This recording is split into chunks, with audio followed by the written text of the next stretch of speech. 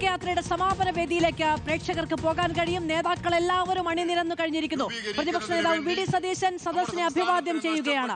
UDF-ന്റെ പ്രധാനപ്പെട്ട നേതാക്കൾ എല്ലാവരും തന്നെ, ശാബ്ദങ്ങൾ അടക്കമുള്ളവരെ നമുക്ക് വേദിയിൽ കാണാനും കഴിയും. UDF-ന്റെ എല്ലാ നേതാക്കളും തന്നെ, MP-മാർ, MLA-മാർ, UDF-ന്റെ പ്രധാനപ്പെട്ട നേതാക്കൾ, സംഘടനാ ചുമതലയുള്ള നേതാക്കൾ എല്ലാവരും തന്നെ വേദിയിൽ ഉപവിഷ്ടരാവുകയാണ്. അല്പസമയത്തിനകം തന്നെ ഔദ്യോഗികമായ പരിപാടികൾക്ക് തുടക്കമാകും. പരിശ്രമത്തിൽ എല്ലാവരും സജീവമായി പങ്കാളികളാകണമെന്ന് മാത്രം അഭ്യർത്ഥിച്ചുകൊണ്ട് നിങ്ങൾക്ക് ഏവർക്കും എല്ലാവിധ വിജയാശംസകൾ നേർന്നുകൊണ്ട് അവസാനിപ്പിക്കുന്നു. അഭിവാദ്യങ്ങൾ. ജയ് ഹിന്ദ്. 23 ദിവസമാണ് പുതുയുഗയാത്ര ആരംഭിച്ച് കാസർഗോഡ് നിന്ന് തിരുവനന്തപുരത്തേക്ക് എത്തിയത്. 120-ലധികം രാഷ്ട്രീയ സമ്മേളനങ്ങൾ. ഞങ്ങൾ ആയിരങ്ങളെ കേട്ടു, ലക്ഷങ്ങളെ കണ്ടു. എല്ലാവരുടെയും കേരളത്തിന്റെ മനസ്സറിഞ്ഞുകൊണ്ടാണ് രാഹുൽ ഗാന്ധി വേദിയിലേക്ക് എത്തിയിരിക്കുകയാണ്. KC വേണുഗോപാൽ ഒപ്പമുണ്ട്. വലിയ കരഘോഷത്തോടു കൂടിയാണ് രാഹുൽ ഗാന്ധിയെ വേദിയിലേക്ക് UDF പ്രവർത്തകർ സ്വീകരിക്കുന്നത്. നേതാക്കൾ അഭിസംബോധന ചെയ്യുന്നു, അഭിവാദ്യം അർപ്പിക്കുന്നു. ജനറൽ ക്യാപ്റ്റനായ വി ഡി സതീശന്റെ അടുത്തേക്ക് രാഹുൽ ഗാന്ധി എത്തുകയാണ്.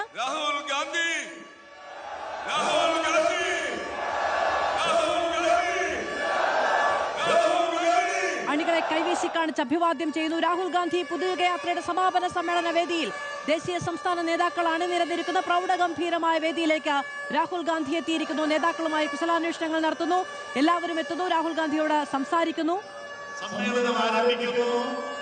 ഈ സമ്മേളനത്തിന്റെ അധ്യക്ഷനായി വലിയ പ്രഖ്യാപനങ്ങളാണ് ഇന്ന് UDF പ്രതീക്ഷിക്കുന്നത്.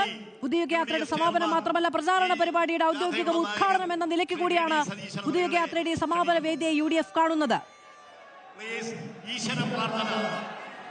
വളരെ പ്രസിദ്ധ ഗായകൻ ശ്രീ കാവാലം ശ്രീകുമാർ. റോഷിപാൽ വിവരങ്ങളുമായുണ്ട്. റോഷിപാൽ, രാഹുൽ ഗാന്ധി കൂടി വേദിയിലേക്ക് എത്തിയതോടുകൂടി അണികളുടെ ആവേശം അതിന്റെ പരകോടിയിൽ. പുതുയുഗയാത്ര തിരുവനന്തപുരത്ത്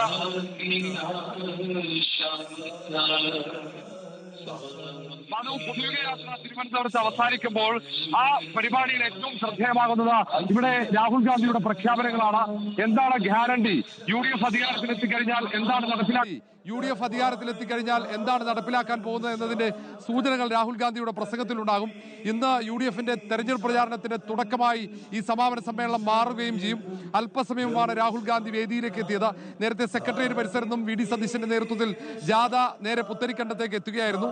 ഫെബ്രുവരി 6-ന് തുടങ്ങിയ ജാഥയാണ്. കാസർഗോഡ് നിന്നും ആരംഭിച്ച ജാഥ 140 നിയമസഭാ മണ്ഡലങ്ങളിലും പര്യടനം നടത്തിയതിനു ശേഷമാണ് ഇന്ന് തിരുവനന്തപുരത്ത് സമാപിക്കുന്നത്. ഏതാണ്ട് ഒരാഴ്ചക്കപ്പുറത്ത് നിയമസഭാ തെരഞ്ഞെടുപ്പ് പ്രഖ്യാപിക്കുമ്പോൾ ഈ ജാഥയുടെ ആവേശത്തിലേക്കാണ് UDF പ്രവർത്തകർ, UDF നേതാക്കൾ തെരഞ്ഞെടുപ്പ് പ്രചാരണത്തിലേക്ക് ഇറങ്ങുന്നത്. ഏതാണ്ട് ഇന്ന് വൈകിട്ട് മുതൽ തന്നെ സ്ഥാനാർത്ഥി ചർച്ചകളും സജീവമാകുന്നു. അതുകൊണ്ട് ഇതിൽ ഏറ്റവും പ്രധാനമാകുന്നത് രാഹുൽ ഗാന്ധിയുടെ ഈ സാന്നിധ്യം. ഈ പുതുയുഗ ജാഥയുടെ സമാപന സമ്മേളന വേദി തെരഞ്ഞെടുപ്പ് പ്രചാരണത്തിന്റെ തുടക്കമായി മാറുകയും ചെയ്യുന്നു. മാധു. ഋഷിപാൽ, MG പ്രദേശം വിവരങ്ങളുമായി നമ്മളോടൊപ്പം ഉണ്ട്. പ്രതീക്ഷ, എത്രത്തോളം വലിയ അണികളുടെ പങ്കാളിത്തം കാണാൻ കഴിയുന്നുണ്ട്? കാസർഗോഡ് മുതൽ ഇങ്ങോട്ടുള്ള യാത്രയിൽ ഏറ്റവും അഭിമാനാർഹമായ ഒരു കാര്യം എന്ന നിലയ്ക്ക് പ്രതിപക്ഷ നേതാക്കൾ എല്ലാവരും പറയുന്നത് പുതുയുഗയാത്രയുടെ ജനപങ്കാളിത്തമാണ്. തിരുവനന്തപുരത്തേക്ക് എത്തുമ്പോൾ കാണാൻ കഴിയുന്നത് എന്താണ്?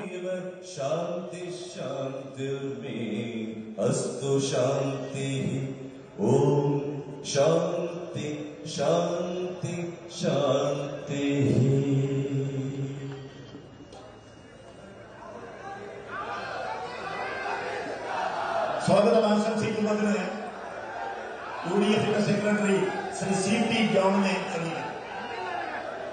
സ്വാഗത ഭാഷണത്തിനായി CP ജോണിനെ ക്ഷണിച്ചിരിക്കുകയാണ്. MG പ്രദേശ് വിവരങ്ങളുമായി നമ്മളോടൊപ്പമുണ്ട്. പ്രതീക്ഷ, വലിയ ജനപങ്കാളിത്തമുണ്ട്. പുത്തരിക്കണ്ടം നിറഞ്ഞോ?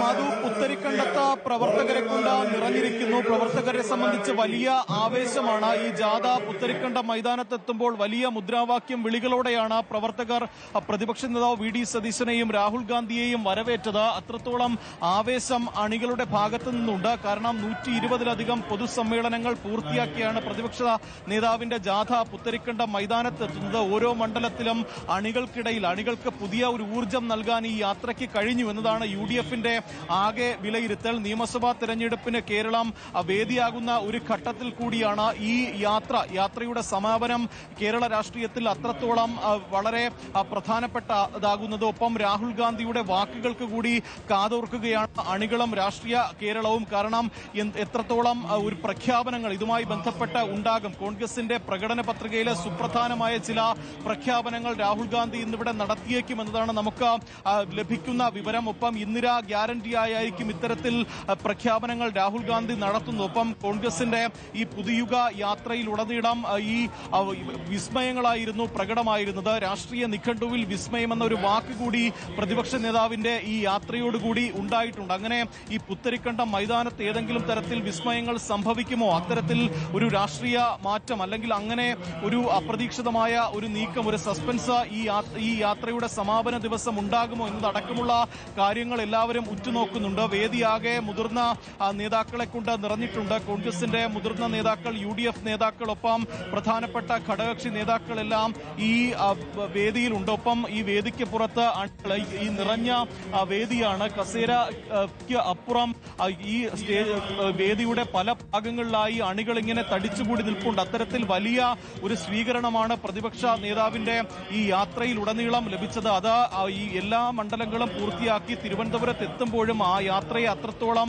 ആവേശോജ്വലമായാണ് പ്രവർത്തകർ സ്വീകരിച്ചത് എന്ന് നമുക്ക് ഈ ദൃശ്യങ്ങൾ കാണുമ്പോൾ തന്നെ മനസ്സിലാകും. പ്രധാനമായും സർക്കാരിനെ പ്രതിരോധത്തിലാക്കുന്ന ഓരോ വിവാദ വിഷയങ്ങളും കാട്ടിക്കൊണ്ടായിരുന്നു പ്രതിപക്ഷ നേതാവിന്റെ ഈ നിയോജക മണ്ഡലങ്ങളിലുള്ള പര്യടനം. അത്തരത്തിൽ ഇന്ന് വലിയ വിമർശനങ്ങൾ സർക്കാരിനെതിരെ ഉണ്ടാകുമെന്ന കാര്യത്തിൽ സംശയമില്ല. പ്രധാനമായും സ്വർണ്ണക്കുള്ള ഉൾപ്പെടെയുള്ള വിഷയങ്ങൾ വലിയ രാഷ്ട്രീയ ആയുധമായി കോൺഗ്രസ് ഉയർത്തുന്ന ഒരു ഘട്ടത്തിൽ കൂടിയാണ് പുതുയുഗ യാത്രയ്ക്ക് തലസ്ഥാന ജില്ലയിൽ സമാപനം കുറിക്കുന്നത്. അതുകൊണ്ട് തന്നെ സ്വർണ്ണക്കുള്ള വലിയ വിമർശനമായി തന്നെ ഈ വേദിയിൽ ഉന്നയിച്ചേക്കും. ഒപ്പം രാഹുൽ ഗാന്ധി സർക്കാരിനെതിരെ ഏതു തരത്തിലായിരിക്കും വിമർശനങ്ങൾ നടത്തുക എന്നതും ഏറെ ശ്രദ്ധേയമാണ്. അത്തരത്തിൽ നിയമസഭാ തെരഞ്ഞെടുപ്പിന്റെ പ്രചരണത്തിന് കൂടി തുടക്കം കുറിച്ചുകൊണ്ടാണ് പുതുയുഗ യാത്ര ഇന്ന് തലസ്ഥാന ജില്ലയിൽ സമാപിക്കുന്നത്.